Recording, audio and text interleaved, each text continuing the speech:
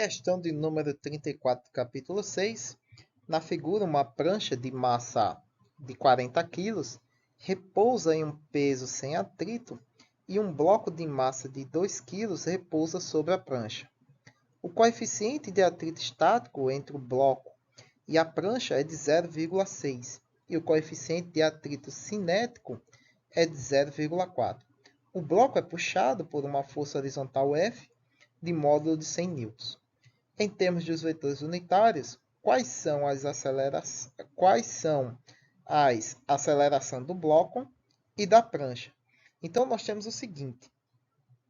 Nós temos uma prancha de M1 sobre uma superfície sem atrito e um bloco sobre ela de massa 2, onde o atrito entre esses dois, M1 e M2, o estático é de 0,6 e o cinético é de 0,4.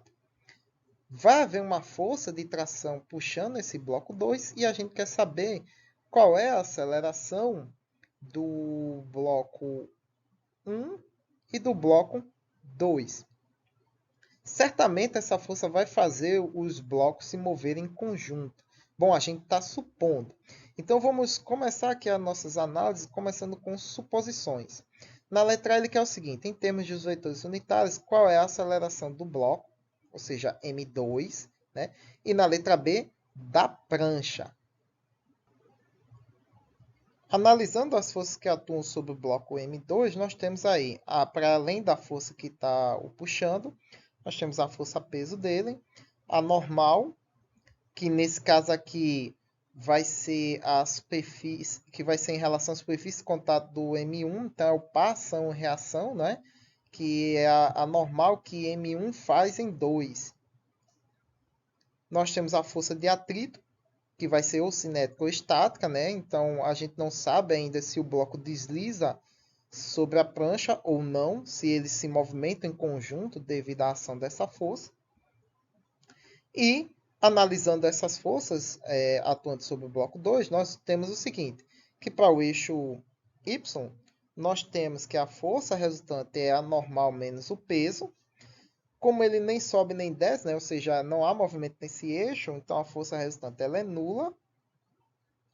E aí, lembrando que força de atrito é coeficiente vezes a normal.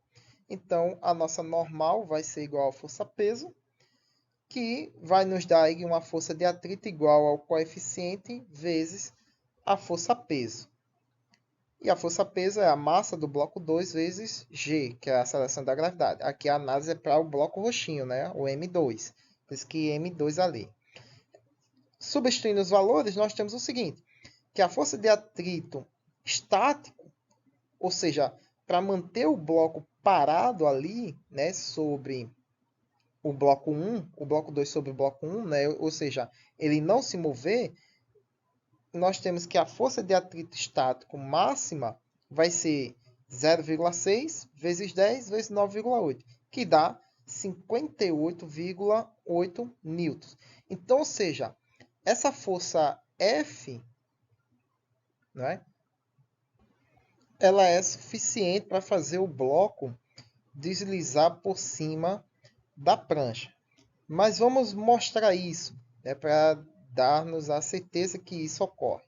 Então, se a gente pegar o eixo X, nós temos o seguinte. A força resultante sobre o bloco 1, né, a nossa prancha, né, o M1, é apenas o coeficiente, a força de atrito estático. Caramba, coloquei cinético, né? Ser estático. E no bloco 2, nós temos que é a força de atrito estático menos a força aplicada. Nesse caso aqui, nós temos o seguinte. Nós estamos colocando o sentido positivo como sendo na direção direita, tá? Na horizontal. Por isso que o F no bloco 2 aponta para um lado, né, que é o positivo, e em relação ao M1 aponta para o sentido contrário, que é negativo. E a força aponta para esse mesmo sentido, por isso está menos. Então a gente pode eliminar as forças de atrito e vai ficar aqui que a força resultante né? A força resultante no bloco 1 e na prancha vai depender apenas da força aplicada. Então, nós temos aí massa vezes aceleração de cada bloco, né? E a aceleração é a resultante. E aí, isolando a nossa aceleração, que a gente não sabe, então essa aceleração, como a gente está atribuindo que ela é a mesma para todo o bloco, significa que a interpretação é que o bloco está se movendo em conjunto devido a essa força. Ou seja, está se movendo como se fosse um objeto só, né? Sobre uma superfície sem atrito. Mas lembre-se que a força está sendo aplicada apenas no bloco de massa M2. É como aquele caso da questão que eu não vou lembrar agora, né? Da questão anterior, justamente, né? Que é para manter o objeto grudado com apenas uma força, sendo que o outro objeto maior está sobre uma superfície sem atrito. Então veja que a aceleração aí é atuante como se o conjunto, os dois blocos se movessem como um conjunto só. Então você tem aí que essa aceleração que vai ficar negativa, né? Porque está no sentido negativo do eixo x, né? Que eu atribuí como sendo positivo sentido para a direita. Depende da força sobre a soma das massas. Jogando em qualquer uma das equações lá em cima, né, da equação em cima, vamos pegar a mais simples, né, que é a força resultante igual a menos a força de atrito estático, né, S. Então, nós temos o seguinte. Qual é a força resultante em 1? Né? É a massa do bloco da prancha vezes a aceleração. Substituir A por esse termo que está dentro do quadrado amarelo, nós vamos ter isso aqui, né? Que vai ficar positivo, né? Menos da equação mais o menos do termo que representa a nossa aceleração. Então fica m1 vezes a força sobre m1 mais m2. Substituindo os valores, nós vamos ter o quê? Um valor de força de atrito, que nesse caso era para ser estático, estático, estático. Vai dar aí 80 newtons. O que não pode, né? Já que a gente atribuiu ali, né? Nós chegamos a um valor de força de atrito estático de 58,8 newtons, ou arredondando 59 newtons. O que não pode ser, né? Porque a força de atrito estático máxima é de 59 newtons. E aqui a gente chegou no valor de 80 newtons. O que isso significa? Significa que o bloco 2 está deslizando sobre a prancha. Então, ambos os objetos vão ter acelerações diferentes.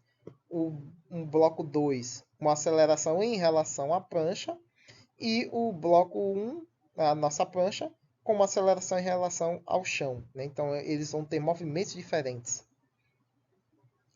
Com isso em mente, pegando agora as nossas equações que a gente montou ali para o eixo X, nós temos para o bloco 2, né, nós temos a força de atrito menos a força aplicada, né, no nosso sistema de equação. Então, abrindo a nossa equação, nós temos o seguinte. A massa desse bloco vezes a aceleração igual a força de atrito, que agora nesse caso a gente vai usar a cinética, porque a gente sabe que ele está se movendo independente da prancha, né? Ambos não estão se movendo como um objeto só. Então, ela está deslizando sobre a prancha.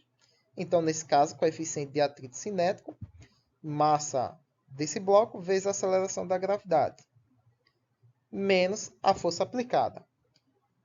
Isola a nossa aceleração, que é o que a gente quer, e substitui os valores. Resolvendo a nossa expressão, a gente tem uma aceleração de 6,1 metros por segundo ao quadrado i, né? Menos, né? Ou seja, no sentido oposto ao eixo x positivo.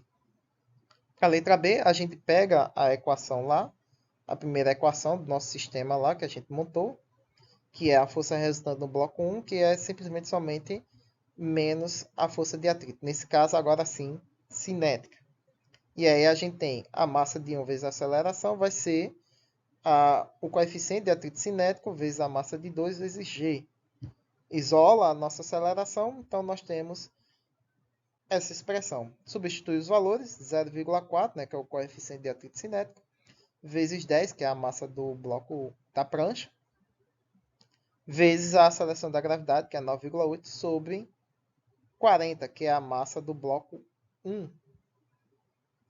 Então, nós temos aí que a aceleração vai ser de menos 0,98 metros por segundo ao quadrado. Então, essa é a aceleração da prancha, né?